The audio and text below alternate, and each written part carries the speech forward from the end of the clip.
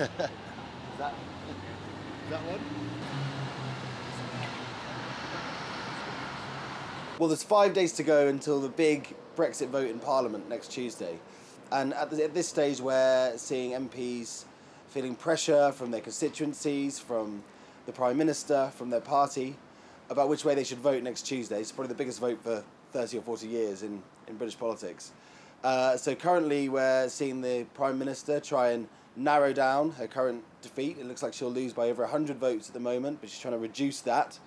And we're seeing MPs that are pro-Brexit trying to withstand this pressure and trying to avoid having to make this decision to vote for Brexit in May's terms.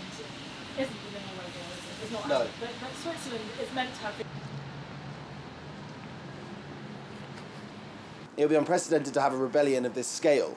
So it's sort of unclear as to why Theresa May wants to have the vote. Maybe she thinks that she's sort of run out of road and she doesn't really have any choice, but ultimately to give it to MPs and say, well, what do you want to do? So I think ultimately it's up to the whips, the party whips in Parliament. Do they think it's a good idea for this to happen? And ultimately, will May face so much pressure she'll have to resign if it does take place? Those are the kind of big questions at the moment. Doing it, like all the sort of worries we have. We just need to put the stops in that other countries do. I mean, as we're talking about, the scale of the defeat in Parliament is the most important thing here, not whether there's a defeat or not.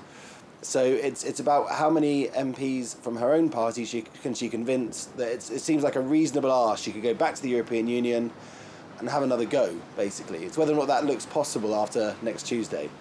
At the moment, that's in the balance. So she'll need to lose by sort of less than 50 MPs for her to keep in office, probably.